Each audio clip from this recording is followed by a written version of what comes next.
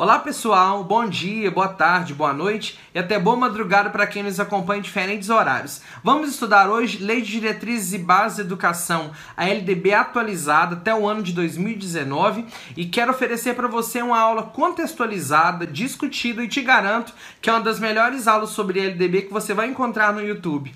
Mas para que a gente sempre poste novas aulas, inscreva-se no nosso canal, deixe o seu like que isso nos ajuda muito.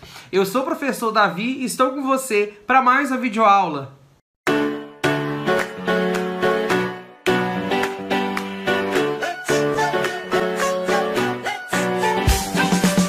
Então, pessoal, hoje é dia da gente estudar legislação. E nada melhor do que começar estudando a nossa Lei de Diretrizes e Bases da Educação Nacional. Até porque estamos dentro de um concurso para o cargo do magistério, dentro da área da educação. E a LDB, ela é conteúdo certo, presente em todos os editais da área de educação, bem como uma questão presente em todas as provas. E a partir do momento em que a gente lê a LDB e compreende a forma como ela concebe, como ela vê a educação, é mais fácil a gente construir a nossa visão de educação alinhada à visão da LDB e com isso conseguimos responder as questões de LDB dentro de uma prova de concurso, tá beleza? Esta aula não tem uma apostila específica, para tanto você utilizará a LDB que está na aba apostilas, tanto nesta aula quanto em outras aulas. Você irá utilizar, em outras aulas de LDB, você irá utilizar o nosso arquivo da LDB. Não se preocupe, todas as mudanças que a LDB tiver, eu irei fazer atualização contínua no site, na nossa plataforma. E se houver alguma mudança, a nossa atual LDB, que você vai estar baixando aí, está atualizada. E todas as mudanças que ocorrerem posteriormente, nós iremos atualizar. Agora uma dica, para facilitar o seu estudo, a prova ela cobra nas questões somente aquilo que está na LDB do site do Planalto no dia que o edital é publicado. Então, as mudanças que ocorrerem depois da publicação do edital, elas não são consideradas para a prova, tá ok? Então, podem ficar tranquilos quanto a isso. Então, vamos lá. Você vai pegar a sua LDB, Lei de Diretrizes e Bases da Educação Nacional. Nós temos aí o arquivo e você vai acompanhar a leitura. Vamos começar no primeiro artigo da LDB. O primeiro artigo, ele define educação e traz para nós uma visão do que é a educação. Então vamos lá. A educação, artigo 1º. A educação abrange os processos formativos que se desenvolvem na vida familiar, na convivência humana, no trabalho, nas instituições de ensino e pesquisa, nos movimentos sociais e organizações da sociedade civil e nas manifestações culturais. Então, tudo o que envolve formação, aprendizado é educação. Então, a educação é todo e qualquer processo que visa formar, contribuir, ensinar, levar alguém a aprender. Então, por isso, nós não podemos pensar que educação acontece só dentro da escola, tampouco somente dentro de casa, no seio familiar. A educação ela acontece na vida familiar, no convívio com seus pais, irmãos, avós, tios, primos, na convivência humana com as outras pessoas, interagindo com outras pessoas no nosso cotidiano, no trabalho, na nossa profissão, no exercício daquela profissão que a gente desenvolve, a gente aprende, nas instituições de ensino e pesquisa, nas escolas, nas faculdades, nos movimentos sociais e organizações de sociedade civil, ou seja, nas igrejas, nos centros comunitários, nas associações de bairro, nos grêmios que nós participamos. Então, em todos esses locais, em todos esses momentos, nós aprendemos. E também nas manifestações culturais, nas festas populares, nas exposições, nas manifestações da cultura do povo local, regional, nacional, em todos esses espaços. Se há aprendizado, há educação. Vamos agora continuar falando sobre que tipo de educação que essa lei disciplina. Parágrafo 1º. Esta refere-se à lei a qual estamos lendo, que é a LDB. Disciplina a educação escolar, ou seja, nós vimos que existe educação na família, na escola, no trabalho, nas instituições de ensino, nos movimentos sociais, mas esta lei, a LDB, ela disciplina, ela organiza somente a educação que acontece nas escolas, ok? E que se desenvolve predominantemente por meio do ensino em instituições próprias, ou seja, em escolas, instituições educativas. A educação escolar, agora um parágrafo importante aqui que eu quero que vocês prestem atenção, porque nós vamos ver que a LDB vai falar sobre isso aqui nos próximos 2 artigos, tanto no primeiro, quanto no segundo, quanto no terceiro. A educação escolar deverá vincular-se ao mundo do trabalho e à prática social. Veja só, no primeiro parágrafo que fala o que é a educação, a LDB, no primeiro artigo, a LDB traz um parágrafo simplesmente para dizer: a educação deverá vincular-se ao mundo do trabalho e à prática social. Ou seja, tudo o que acontece em torno das profissões, do mercado econômico, da profissão que você exerce, as atividades laborais, tudo isso deve ter uma relação com a educação. A educação deve permitir que você tenha condições de exercer uma profissão com plenitude, da mesma forma que deve estar vinculada à prática social, ou seja, com o exercício de ser social, o exercício da cidadania, a relação com os outros seres. Então, lembre-se que a educação ela tem estreita ligação com o mundo do trabalho e com a prática social, com o mercado de trabalho, com as profissões, bem como com as relações entre os homens, entre o convívio social, beleza? E fique atento porque nós vamos ver isso aqui se repetir nos próximos parágrafos. Vamos agora para o parágrafo 2º, artigo 2º. Dos princípios e fins da educação nacional, artigo 2º. A educação, dever da família e do Estado, inspirada nos princípios de liberdade e nos ideais de solidariedade humana, tem por finalidade o pleno desenvolvimento do educando, seu preparo para o exercício da cidadania e sua qualificação para o trabalho. É engraçado que esse artigo, para mim, é um dos que contemplam uma maior quantidade de informações. Ele é bem informativo e, por isso, ele é passível de ser fonte de elaboração de várias questões. Tanto que no simulado que você irá fazer, você vai observar que várias questões são do artigo 2º. E, particularmente, quando estou ministrando alguma disciplina em curso de licenciaturas que envolvem alguma coisa relacionada ao que o artigo 2º fala, eu peço para os meus alunos decorarem, porque eu sempre cobro na prova alguma questão relacionada a isso, por conta da descrição que o artigo 2º traz do que a educação quer, para onde a educação vai, qual a sua finalidade e objetivo. Ok? Então vamos fazer uma releitura agora discutindo. A educação é um dever da família e do Estado. Por que Estado com letra maiúscula?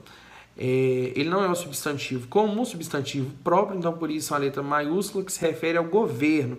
Esse Estado aqui não é Estado do Espírito Santo, Estado de Minas Gerais, não. É Estado-governo, ao município, à federação, ok? A educação ela é dever dos dois. Então, assim, a gente tem uma frase que é muito dita: a família educa, a escola ensina. Beleza. É claro que a família tem que trabalhar os princípios morais, éticos de vida, e a escola tem que desenvolver os conhecimentos científicos. Mas a gente sabe que as coisas não são assim. A família também ensina, a escola também educa. Se não fosse assim, a gente não trabalharia respeito, ética, convivência humana, amizade, amor, paz, união. A gente não falaria isso na escola. E também a família, a gente sabe que quando a criança vem para a escola, ela não vem com uma folha em branco, ela traz uma bagagem de conhecimentos. E onde ele aprendeu isso? Na convivência, na vida familiar. Então a família também ensina e a escola também educa, beleza? Embora essa frase indique assim, a função precípua de cada uma. A família tem essa responsabilidade maior com essa educação para a vida. E a escola tem essa responsabilidade maior com essa educação científica. Mas a educação, de uma forma geral, é dever da família e do Estado. Então tem muita gente que se perde em questões que meio que são pegadinhas. A educação, aí tem lá, é responsabilidade das famílias. A escola apenas tem que ensinar. É uma resposta bem coerente com essa frase, mas tem que tomar cuidado que está em discordância da legislação, tá beleza? Vamos lá. Inspirada nos princípios de liberdade e nos ideais de solidariedade humana. O que é inspiração? Quando alguém compõe alguma coisa, a sua inspiração é aquilo que o move, aquilo que o leva a fazer alguma coisa. Quando nós inspiramos o ar, O ar entra dentro de nós e entra em nós e aquilo nos move. A inspiração é aquilo que move, aquilo que motiva, aquilo que faz acontecer. Então, a educação ela deve ser inspirada nos princípios de liberdade e ideais de solidariedade humana. O que deve mover, impulsionar a educação e fazer com que as coisas aconteçam são esses princípios de liberdade. Em que sentido? Que nós vivemos num país livre. O Brasil é um país livre. Nós temos a liberdade de expor nossa opinião, a liberdade de crença, a liberdade de posições políticas, liberdade de estudar, de aprender, de ensinar. E ideais de solidariedade humana, ou seja, aquela visão de que eu preciso ajudar o outro, preciso viver bem com o outro, porque vivemos em sociedade. Então a solidariedade vai além de simplesmente respeitar, é ser solidário, é querer o bem e fazer o bem. Então a educação ela deve estar pautada no respeito a essa liberdade que nós temos onde vivemos e também no querer o bem para o próximo, fazer o bem para o próximo, beleza? Então, é dever da família do Estado e inspirada nesses princípios, a educação ela tem por finalidade, vamos lá, de uma forma geral, a principal finalidade da educação é o pleno desenvolvimento do educando. Quando nós falamos em pleno, nós falamos em completo. Quando você fez, por exemplo, a licenciatura plena, você fez uma licenciatura completa. Eu, Davi, também sou licenciado em matemática, ou seja, eu fiz uma licenciatura completa em matemática, plena, que me dá o título de licenciado. Então, o desenvolvimento pleno do educando é o desenvolvimento completo, desenvolvimento total. Então, aí a gente volta naquela questão. A gente não tem que ensinar simplesmente o saber científico, mas tudo aquilo que pode contribuir para a vida do aluno que esteja relacionado com os nossos conteúdos. Então, nós trabalhamos temas transversais, trabalhamos o nosso currículo básico, mas tudo isso integrado com a política de formação não do aluno, mas do ser humano, do homem, do cidadão, ok? Vamos lá. Tem por finalidade o pleno desenvolvimento do educando, o seu preparo para o exercício da cidadania e sua qualificação para o trabalho. Vejam só, o preparo para o exercício da cidadania. Então, a educação tem que preparar o indivíduo para exercer sua cidadania e também qualificar-se para o trabalho. Porque a educação ela deve fornecer informações básicas para que quando ele for exercer uma profissão ou cursar uma faculdade, um curso superior ou um curso técnico, ele venha ter os conhecimentos básicos para aprender as técnicas e estratégias daquela determinada profissão. E vejam aqui que a gente tem um pedaço aqui que vai dialogar com o parágrafo 1º, o parágrafo 2º do artigo 1º. Aqui a gente fala preparação para o exercício da cidadania e qualificação para o trabalho. Lembrem que no artigo 1º fala a educação escolar deverá vincular-se ao mundo do trabalho e à prática social. Ou seja, mundo do trabalho, qualificação para o trabalho. Prática social é o exercício da cidadania, ou seja, praticar, ser social, viver em sociedade. Ou seja, ser cidadão, conviver e exercer o fato de ser cidadão. Então, tanto no primeiro parágrafo, no primeiro artigo, como no segundo artigo, nós estamos vendo novamente a fala. A educação deve estar ligada ao mundo do trabalho e deve estar ligada à prática social, beleza? Vamos agora reler esse artigo após termos feito essa discussão. A educação, dever da família e do Estado, inspirada nos princípios de liberdade e nos ideais de solidariedade humana, tem por finalidade o pleno desenvolvimento do educando, seu preparo para o exercício da cidadania e sua qualificação para o trabalho. Beleza? Vamos para o artigo 3º, porque lá a gente vai parar um pouco e fala bastante.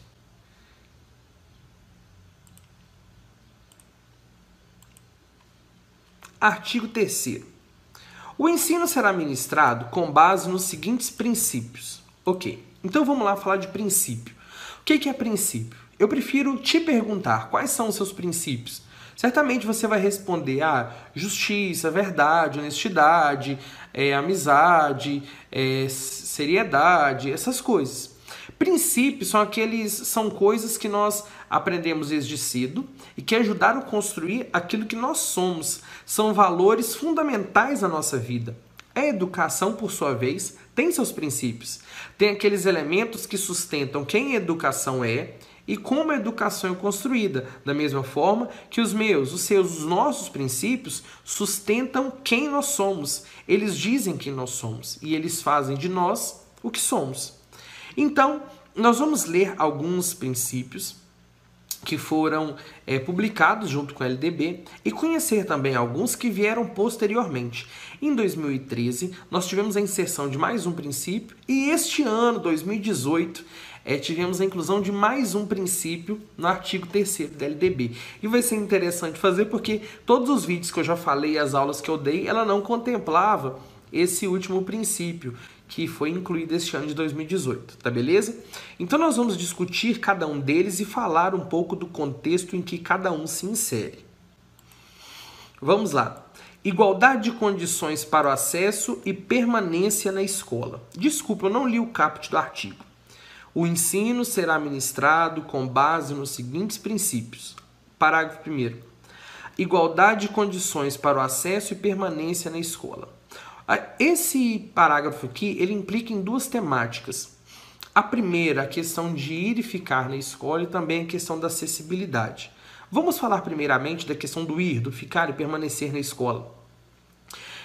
Quando nós falamos em condições para acesso, nós falamos na condição para chegar até a escola. Eu moro numa cidade do interior, meu município é Alto Rio Novo, é o 5º menor município do Espírito Santo, com 7.888 habitantes. É uma comunidade rural, então aqui a maioria, eu disse, a maioria dos estudantes da escola estadual, que só tem uma no município, eles utilizam transporte escolar para chegar à escola, eles não moram na sede do município. Então vejam só, um aluno que mora na rua da escola, aqui dentro da cidade, e tem um aluno que mora lá na zona rural, lá no Córrego do Zé Chico, que fica a uns 15 a 20 quilômetros daqui. Aquele aluno lá da zona rural, ele tem a mesma condição de chegar até a escola que o aluno aqui da rua? Não, não tem. Ele tem essa dificuldade da distância, a limitação da locomoção.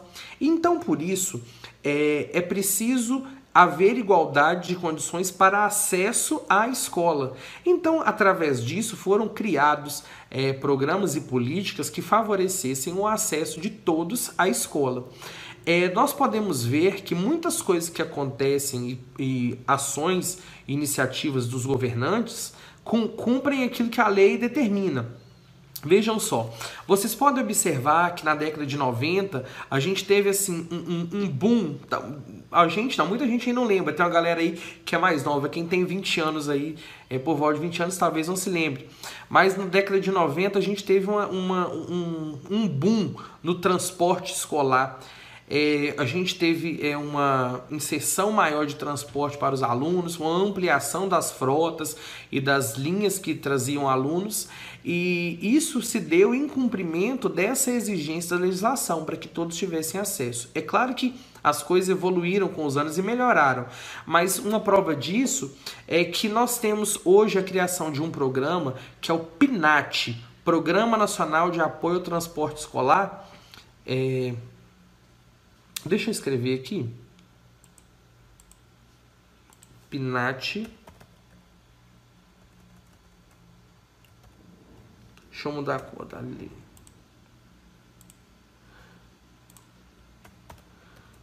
O PNAT, Programa Nacional de Apoio ao Transporte Escolar. O PNAT, ele é um programa do FNDE que ele repassa recursos financeiros para os municípios e estados para que possam pagar e arcar com a despesa de transporte dos alunos. Com o passar dos anos e também com a expansão das políticas do FNDE, Fundo Nacional de Desenvolvimento da Educação, que, aliás, nós vamos trabalhar em uma outra aula mais especificamente isso, quando falar do financiamento da educação, lançou um outro programa que também tratava do acesso à escola. Teve o Caminho da Escola. O programa Caminho da Escola, diferentemente do PNAT, ele não dava dinheiro para pagar o transporte. O Caminho da Escola, ele enviava recursos para comprar ônibus ou financiar ônibus. Então, o PNAT, ele fornecia para as escolas, para os municípios, desculpa, e os estados, dinheiro para pagar com as despesas de linha, de transporte dos alunos. E o Caminho da Escola, ele envia recursos para que os municípios e os estados possam comprar o ônibus, possam financiar. Uma curiosidade aqui que é interessante a gente levar em conta,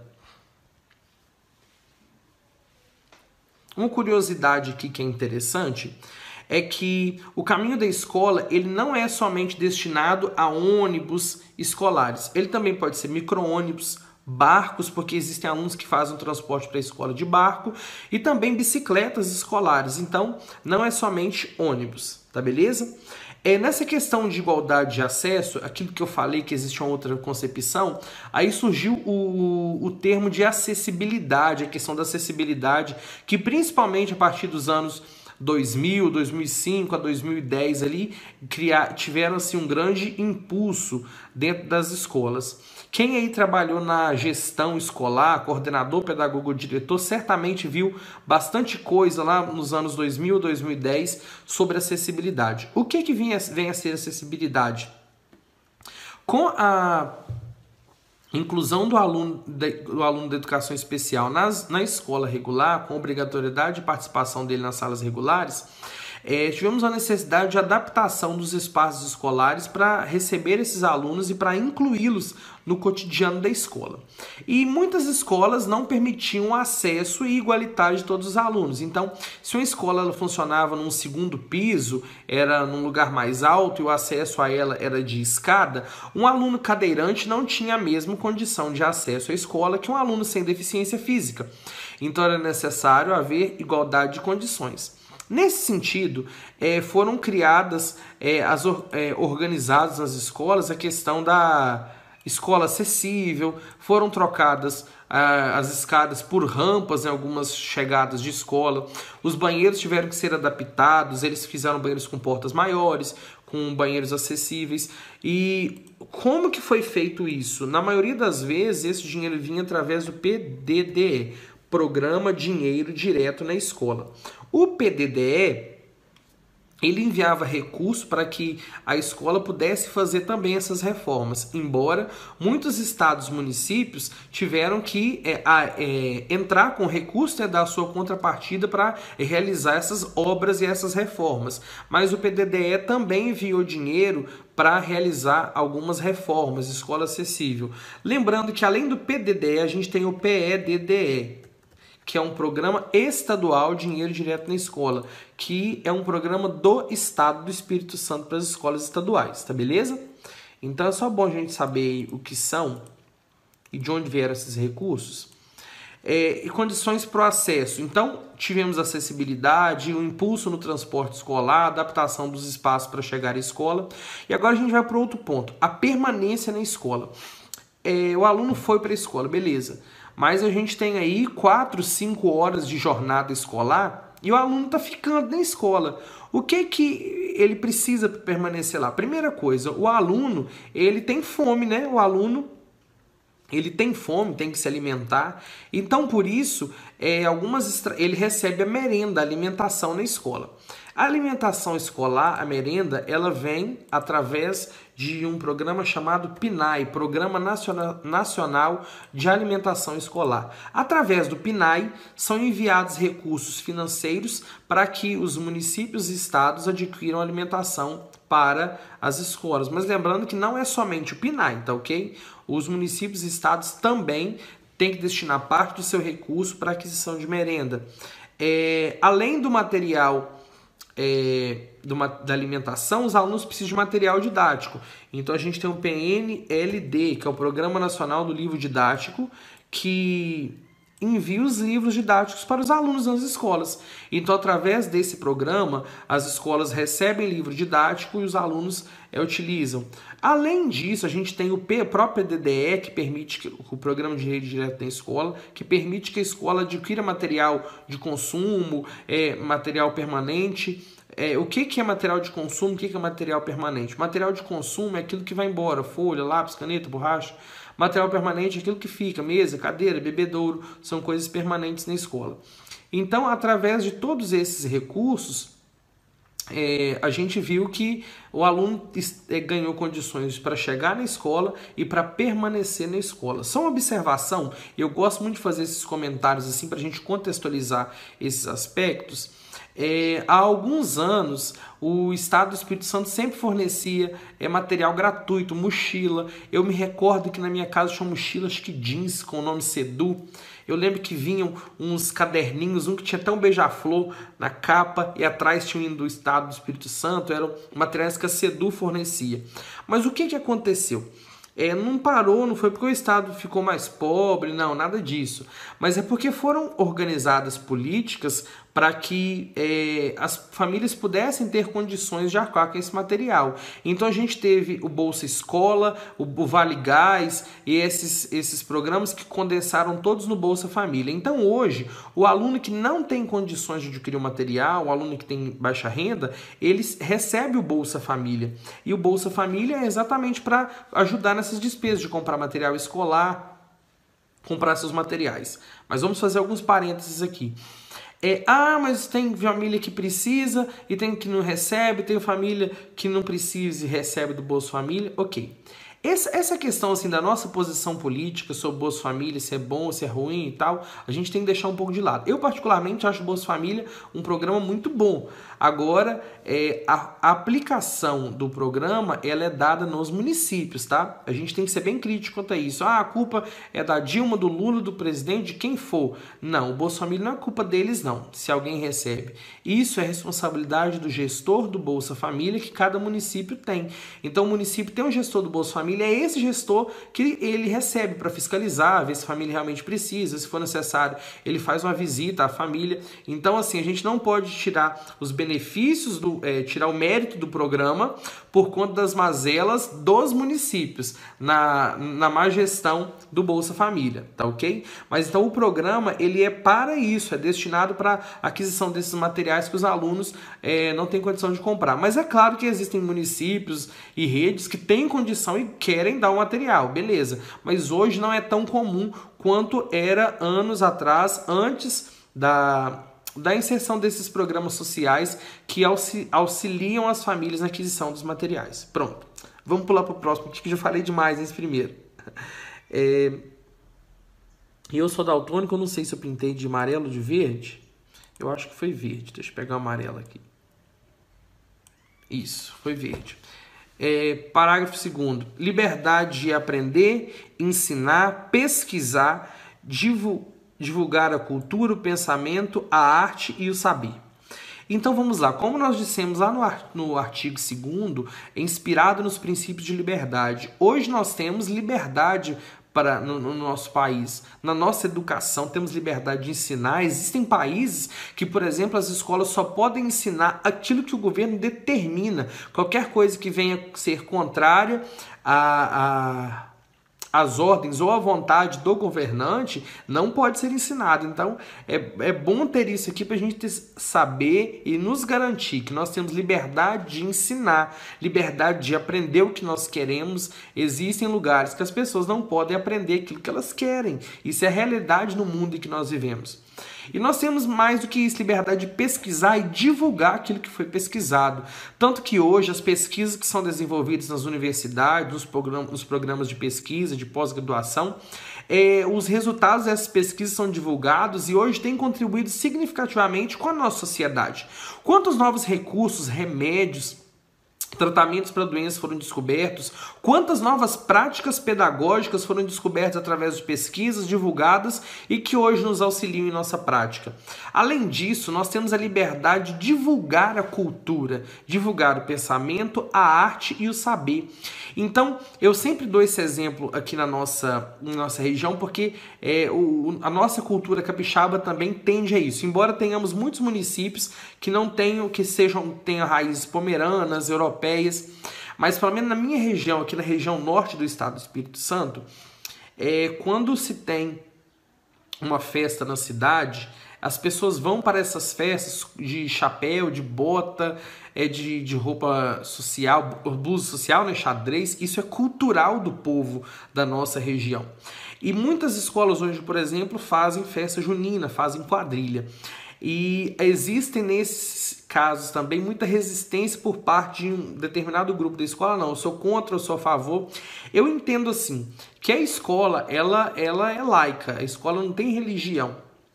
E exatamente por isso ela tem a liberdade de divulgar a cultura. Então, se é cultural, se faz parte do costume do povo, dos saberes do povo, a escola pode divulgar. É claro que a escola não pode obrigar os alunos que a família não acredita, não pensa da mesma maneira, a participarem disso. Mas a escola deve promover esse tipo de manifestação cultural, esse tipo de resgate cultural, exatamente para que os alunos possam conhecer. E nós sabemos que o respeito vem também, em parte, do conhecimento. Quando ele conhece algo, ele respeita aquilo.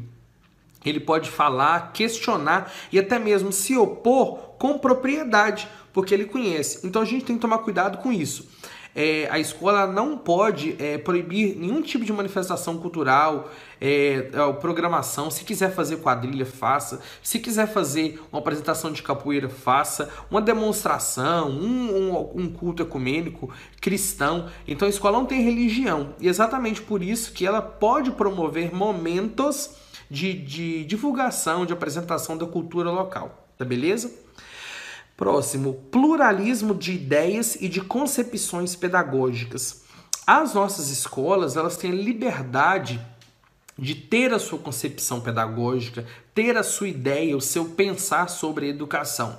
As nossas escolas possuem um documento chamado PPP, Projeto Político Pedagógico. Embora atualmente o PPP tenha dado espaço para PP, que é a proposta pedagógica, que está sendo mais comum, mas se falar em PPP, Projeto Político Pedagógico, ou proposta pedagógica, está falando da mesma coisa. Embora a proposta pedagógica tenha uma abrangência maior, beleza? Mas na proposta pedagógica ou no PPP da escola, está descrito, exposto e apresentado a concepção da escola. A escola ela é construtivista, ela tem uma visão... Não, ela tem uma visão socio-interacionista. A escola tem uma visão mais interacionista. Então a escola tem a liberdade de ter a sua visão, a sua concepção pedagógica acerca da educação. Como ela vê a educação. Então, nós temos a possibilidade de ter diferentes formas de conceber a pedagogia e as práticas educacionais, ok? Próximo, respeito à liberdade e apreço à tolerância. Quando nós falamos desse aspecto aqui, nós temos que entender que se falamos que há liberdade de aprender, de ensinar, pesquisar, há também a necessidade de respeitar essa liberdade que há na escola. Então, eu preciso respeitar a liberdade de culto, a liberdade de opinião, de posição política que o meu aluno possui. Então, eu já vi muitos professores questionarem posições políticas de aluno, assim, do nada, sem estar em um embate. Então, só porque o aluno faz um determinado comentário ou expõe, o professor já vai com unhas e dentes em cima do aluno, mas também o contrário, né? O aluno, às vezes... começa a discutir com o professor sem respeitar a liberdade de opinião que o outro tem. É claro que no momento oportuno a gente pode discutir, pode apresentar nossos argumentos, mas precisamos respeitar a liberdade que o outro tem de pensar, de escolher, de viver, beleza? E apreço à tolerância. A gente vê isso e reitera muito isso porque hoje... a tolerância a muitas coisas na educação poderiam evitar grandes conflitos. A tolerância, ela poderia permitir ela permite que muitos copos d'água não se tornem tempestade. Então a gente tem que entender que eu preciso respeitar o outro e ser tolerante, porque em muitas ocasiões o outro precisará ser tolerante comigo, com a minha forma de ser, de pensar e de agir. Então, por isso, eu respeito, aprecio e tolero o outro, porque é assim que a gente precisa balizar a nossa vida para poder viver bem em sociedade, ok? Continuando. Coexistência de instituições públicas e privadas de ensino. Ou seja, isso aqui está simplesmente para nos dizer que existem ao mesmo tempo instituições públicas e privadas, que são as particulares. Mas o privado aqui não necessariamente é uma escola particular, uma escola paga. Escola privada é aquela escola em que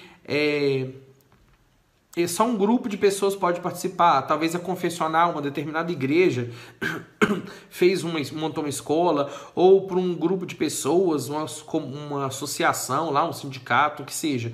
Se não for público, onde todo mundo pode entrar e participar, é privado, tá beleza? Então pode existir tanto a privado quanto a pública e ao mesmo tempo, tá beleza? Gratuidade do ensino público em estabelecimentos oficiais. Agora está falando do público. O ensino público das instituições públicas, ele deve ser gratuito em estabelecimentos oficiais, ou seja, estabelecimentos públicos regularizados, credenciados, devidamente inscritos no órgão responsável e competente da educação. Valorização do profissional da educação escolar. Quando nós falamos em valorização do profissional da educação escolar, muita gente na hora remete ao salário de professor. Valorização do profissional pelo salário do professor é bom, é maravilhoso, porém não se resume a isso. Valorização do profissional escolar refere-se à valorização de todos os profissionais envolvidos dentro da escola. Professores, o corpo técnico pedagógico, secretários, o pessoal de apoio, todos os profissionais da escola, do âmbito escolar, são profissionais da educação escolar. Todo mundo que está envolvido ali no processo educativo é um profissional da educação escolar. A valorização, ela vai muito além do que um salário, porque hoje a valorização do profissional da educação, ela tem que começar, eu acredito que por nós professores, eu não estou querendo nos martirizar não, mas a gente precisa entender que a valorização tem que começar por nós. Veja se eu estou errado.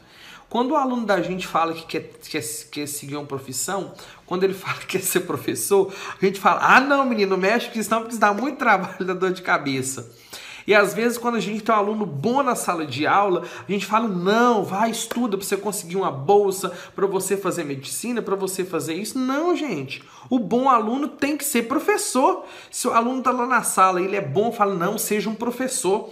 Lembre-se que são esses alunos que vão ser os professores dos seus filhos. Então eu quero que os bons sejam professores, porque senão aqueles que não são os melhores serão professores. E talvez a gente não tenha uma educação que a gente poderia ter. Então a gente deve incentivar e estimular nossos bons alunos a serem professores. E também a valorização vai além do salário, porque ela implica na forma como a sociedade nos vê como educadores, como a sociedade concebe o profissional da educação. Infelizmente, o professor está descredibilizado hoje na sociedade. Se a gente fala que vai fazer uma faculdade de educação, as pessoas já olham com o olho torto. E quando vai fazer pedagogia, então? Quando eu terminei o ensino médio, era assim, a moda era fazer farmácia e enfermagem. Era top. Só menino rico que ia fazer. Mas assim, a gente que era pobre, tinha maior dificuldade para tudo. Eu fui fazer matemática, embora eu já queria fazer matemática. E a minha faculdade, eu lembro que na época era R$155 que eu pagava, era distância. Mas o chique era fazer farmácia, enfermagem, que vestia, ficava com a roupinha branca e tal. Tinha os meninos que foram advogados, que fizeram direito também. Mas beleza. Por conta disso, muita gente fez e tal. E hoje, eu acredito que o nosso salário não é ruim. Pode melhorar? Pode, mas falar que é ruim não é ruim. Eu, Davi, como professor, com a minha faculdade de matemática, R$155, eu ganho mais do que muitos amigos meus que fizeram enfermagem, fizeram farmácia, que fizeram, inclusive, direito. É claro que existem outros que estão melhor financeiramente, mas hoje, gente, a gente tem que entender que a gente está muito bem em vista dos salários de uns 20 anos atrás. Então, meu pai foi professor também e eu me recordo quando eu era criança, além do pagamento ser pouco, atrasava. Então, não estou fazendo campanha para o governo, não, porque tem que melhorar nosso salário. Mas o profissional, ele recebe hoje, de certa forma, um valor bom, mas a valorização tem que começar pela gente. A sociedade tem que ver esse valor não só na questão de salário, se ganha pouco ou muito, mas o valor na importância que a profissão tem. Eu fico muito triste quando alguém fala, outro dia eu estava vendo um palestrante, um pastor pregando em uma igreja, ele falou, não, a pessoa tem que crescer para ser um grande homem, um advogado, um médico, um juiz, eu só esperando para ver se ele ia falar professor. Não fala, porque a nossa profissão é descredibilizada. E eu acredito que a valorização do profissional da educação é uma valorização que transcende o dinheiro, é uma valorização que implica respeito, credibilidade naquilo que ele fala, mas por isso nós precisamos exercer com qualidade, com eficiência a nossa profissão, para que nós venhamos ter respeito com aquilo que a gente faz. Então sejamos os primeiros a valorizar quem somos. Nesse sentido, só abrindo um parêntese aí, quando a gente fala de salário de professor, hoje, graças à lei do piso, que foi institucionalizada, nós temos hoje uma garantia de um salário mínimo, de um teto mínimo. Então, a lei do piso, embora tenha sido publicada pelo presidente Lula, ela simplesmente é o cumprimento daquilo que está na legislação. Então, não só aquilo que o Lula fez, isso que o Artung está fazendo de ampliar a jornada do ensino médio, beleza? Tudo isso é cumprimento da lei, tá ok? Eles estão cumprindo a lei. Ninguém está fazendo nada além, está fazendo aquilo que a lei diz. Gestão democrática do ensino público na forma desta lei e da legislação dos sistemas de ensino. Gestão democrática é um tema muito importante e eu sempre falo de gestão democrática quando eu dou aulão. E para nossa sorte, no concurso da SEDU, no concurso passado, teve uma questão que falava sobre gestão democrática. E eu sempre bati muito nessa tecla, porque eu fiquei feliz porque eu pude dar um direcionamento bacana nesse sentido aos meus alunos. Gestão democrática do ensino público. O que é gestão democrática? É uma administração, gerenciamento, direcionamento de algo de forma democrática, participativa, com participação de todos, algo que não é decidido por uma pessoa só. Na forma desta, se está falando desta e LDB, é na forma da LDB. E na legislação dos sistemas de ensino. Esta lei, a LDB, ela fala de gestão democrática. Onde que ela fala de gestão democrática? A gestão democrática ela é tratada no artigo 14 da LDB. Então, quando falar de artigo 14, lembra que está falando de gestão democrática. Quando falar de gestão democrática, lembra na hora do artigo 14, beleza? Vamos lá. Os sistemas de ensino, vou pular para o artigo 14, tá, gente? Para a gente fazer essa discussão. Os sistemas de ensino definirão as normas de gestão democrática do ensino público na educação básica de acordo com as suas peculiaridades e conforme os seguintes princípios. Então, os próprios sistemas vão definir as suas normas, claro que com base nesses princípios que a LDB vai apresentar para a gestão democrática. Participação dos profissionais da educação na elaboração do projeto pedagógico da escola.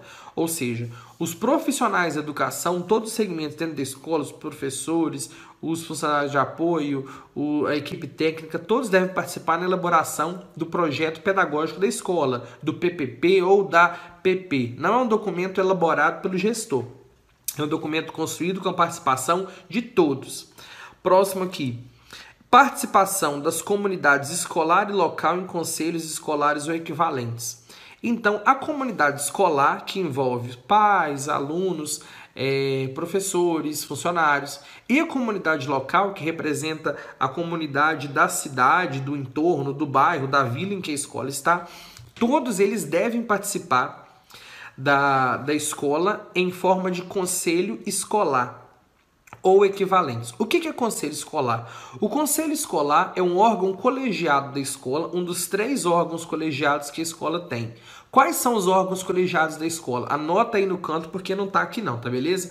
Os 3 órgãos colegiados da escola são conselho escolar, conselho de classe e grêmio estudantil, beleza? São os órgãos que envolvem democracia e trabalho democrático, de discussão e de participação. Conselho escolar, conselho de classe e grêmio estudantil. São os 3 órgãos colegiados das escolas. Mas esquece isso. Agora vamos lá para o conselho escolar. Para haver gestão democrática, deve haver participação das comunidades escolar e local em conselhos de escola e conselhos escolares ou equivalentes. O que são equivalentes? Existem escolas que não possuem conselho, possuem AEC, AEC, Associação Escola Comunidade, que é a mesma coisa, só que possui esse nome. E o Conselho Escolar e a AEC são as instituições normativas que têm o maior poder dentro da escola. Normativa não, deliberativa, né? Que tem o maior poder dentro da escola. O conselho, ele é soberano. O conselho de escola decide, ele expede transferência compulsória, ele pode tomar outras decisões sobre a escola. Tanto que, quando a escola recebe um recurso financeiro, o PDDE, por exemplo, que a gente falou, o recurso lá no banco não vem lá para a Escola Municipal Chapeuzinho Vermelho. Não, vem para o Conselho de Escola da Escola Municipal Chapeuzinho Vermelho. Então, o Conselho Escolar vai reunir, vai fazer uma ata, vai eleger o presidente, que geralmente é o diretor, o tesoureiro, eles vão no banco, tem tudo certo, tem que reconhecer a ata no cartório, tem todo um processo. Então, o Conselho Escolar, ele representa como é que fala? A materialização da democracia dentro da escola. A gestão democrática acontece através do conselho de escola. Então, ele é o órgão que representa a gestão democrática de uma escola. Então, lembre que quando falar em gestão, sempre deve pensar em gestão participativa e em gestão democrática. E conselho de escola é o órgão que representa essa gestão democrática na escola, beleza? Continuando, vamos lá para o princípio de número 9, porque a gente tem que ganhar tempo aqui, que a aula já está adiantando. Garantia de padrão de qualidade. O que é isso? Garantia de padrão de qualidade refere-se à necessidade que a escola tem de ter um padrão de qualidade mínimo. Quando a gente estava na Copa do Brasil, não tinha os estádios padrão FIFA. Os estádios tinham que ser construídos com base em algumas normas lá que tinham que ficar bons e muito bem feitos. Então a prática escolar também ela precisa ter um padrão de qualidade. Ela precisa ser bem feita e estar pautada em princípios de qualidade que devem ser buscados e construídos com zelo por todos os professores, tá ok? Valorização da experiência extraescolar. Vamos falar de algo interessante aqui. Primeira coisa, não confundam extraescolar com extraclasse, ok? Extraescolar é além da escola. Extraclasse além da sala de aula. Por exemplo, se eu faço um trabalho no pátio, uma brincadeira lá fora, na quadra da escola, no parquinho, é extraclasse. Agora, aquilo que acontece fora da escola, aquilo que acontece fora do contexto escolar, é extraescolar. Quando nós falamos da valorização da experiência extraescolar, nós falamos na valorização de tudo aquilo que o aluno aprende, de tudo aquilo que o aluno aprendeu fora da escola.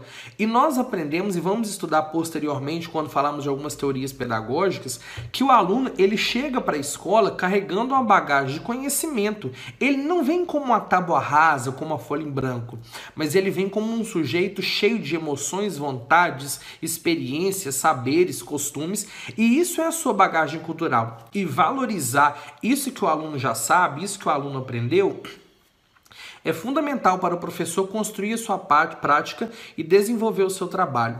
Um exemplo disso, lá no artigo 38 da LDB, se eu não estou enganado, fala sobre os exames supletivos. Deixa eu pular aqui, para a gente ir lá para o artigo 38 da LDB. Isso. Olha só o que o artigo 38 fala.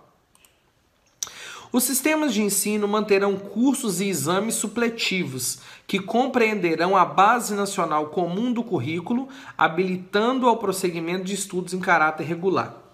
Os exames, beleza. Vamos para o parágrafo 2º do artigo 38. Os conhecimentos e habilidades adquiridos pelos educandos por meios informais serão aferidos e reconhecidos mediante exames, ok? Os conhecimentos e habilidades adquiridos pelos educandos por meios informais serão aferidos e reconhecidos mediante exames.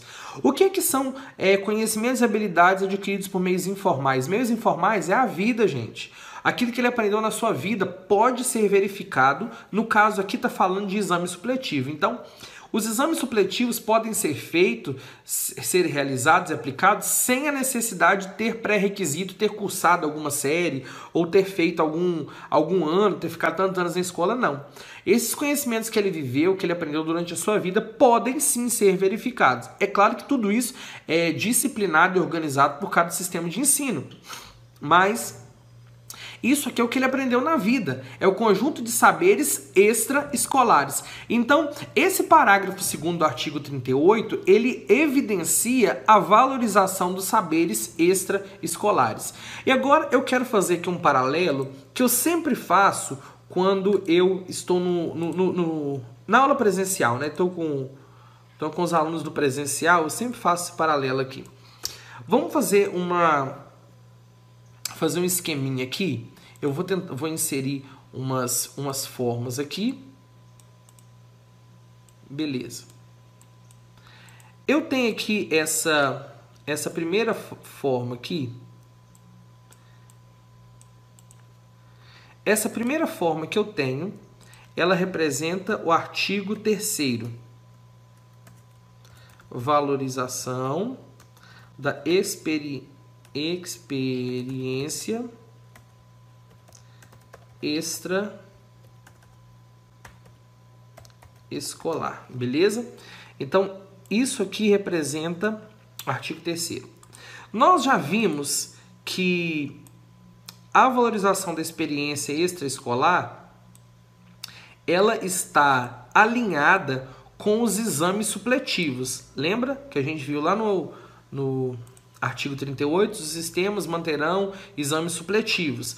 E fala no parágrafo 2º desse artigo que os conhecimentos adquiridos por meios informais podem ser verificados em exames supletivos. Então, nós temos um alinhamento aqui com os exames supletivos. Agora veja só, os exames supletivos, eles são... Os exames supletivos, eles são aplicados para quem? Para jovens e adultos que não tiveram oportunidade de concluir seus estudos na idade correta, beleza? Então, qual modalidade de ensino, né, que adota os exames supletivos? É a EJA. EJA, Educação de Jovens e Adultos. Então, os exames supletivos são instrumentos da EJA. E qual que é o teórico que mais subsidia as pesquisas e traz contribuições para a EJA? O nosso saudoso e querido Paulo Freire. E Paulo Freire tem como um dos principais argumentos o quê? A valorização da experiência extraescolar. Entendam só o que eu quero fazer aqui, o que eu quero mostrar aqui para vocês. Quero fazer um paralelo com várias coisas aqui. Eu vou pegar até uma setinha para eu poder fazer melhor aqui. Vamos lá. A valorização da experiência extraescolar, ela está relacionada com os exames supletivos, beleza? Os exames supletivos, eles são uma ferramenta de verificação da aprendizagem para promoção que se encontra dentro da educação de jovens e adultos. É destinada a jovens e adultos que não concluíram a escolarização na etapa correta, beleza? A educação de jovens e adultos tem como principal referência teórica Paulo Freire, que Paulo Freire é a EJA, ele representa a EJA, as suas experiências na alfabetização de adultos analfabetos. É muito bacana o trabalho de Paulo Freire. E o que Paulo Freire prega com veemência? A valorização da experiência extraescolar, ou seja, valorizar os saberes dos educandos, valorizar aquilo que o aluno traz consigo de casa para poder ensinar melhor ao aluno. Porque quando eu conheço quem o aluno é, o que ele sabe, eu me coloco na posição de aprendente e eu aprendo com ele também. Então a gente fez aqui um paralelo para a gente fazer essa conexão quando for necessário. Então, quando falar de valorização da experiência escolar, pode lembrar dos exames supletivos, pode lembrar de Paulo Freire, pode lembrar da EJA, mas também de valorizar e reconhecer tudo aquilo que o aluno traz consigo quando ele vem para a escola, tá beleza? Vamos lá. Vinculação entre a educação escolar, o trabalho e as práticas sociais. Pela terceira vez, nós estamos vendo como se fala? Uma indicação, a vinculação da educação com a prática social e com o trabalho. Artigo 1º da LDB. A educação deverá vincular-se ao mundo do trabalho e à prática social. Vou voltar lá para a gente lembrar. Espera aí. Artigo 1º. Olha só, no parágrafo 2º fala, aqui embaixo, educação deverá vincular-se ao mundo do trabalho e à prática social. Ok? Artigo 2º. A educação tem por finalidade o pleno desenvolvimento do educando, seu preparo para o exercício da cidadania e sua qualificação para o trabalho. Ok. E no artigo 3º, a gente está vendo agora, vinculação entre a educação escolar, o trabalho e as práticas sociais.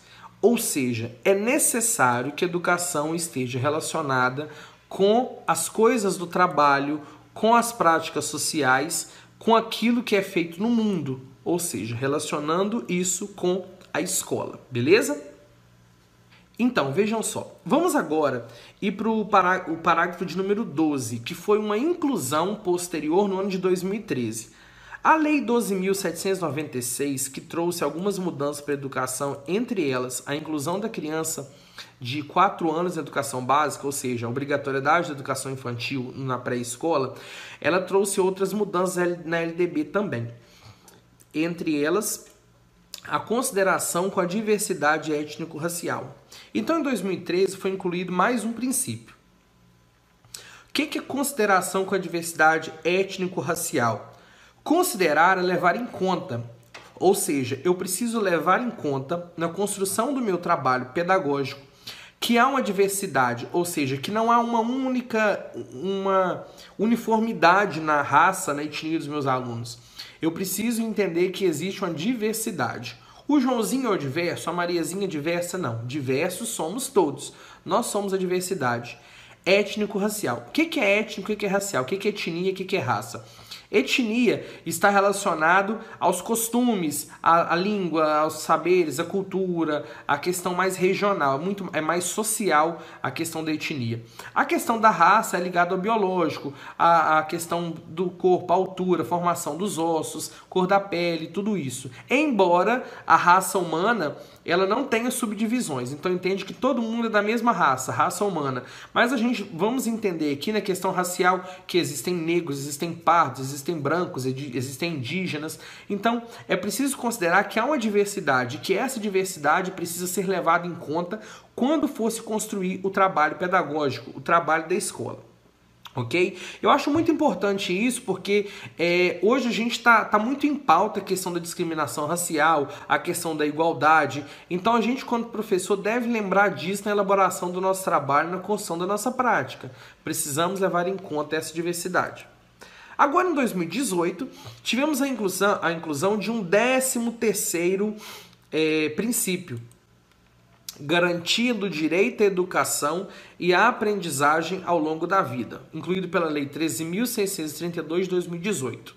Em 2013, incluiu a consideração com a diversidade étnico-racial. E agora, em 2018, incluiu a garantia do direito à educação e à aprendizagem ao longo da vida. A que isso refere? Nós entendemos que somos seres que temos a possibilidade de aprender em todo momento, crianças, jovens, adultos, idosos. E nós temos hoje a garantia de aprender ao longo de toda a vida, ou seja, de vivenciar experiências, de estar envolvido com projetos, processos e programas que nos permitam aprender durante toda a nossa vida.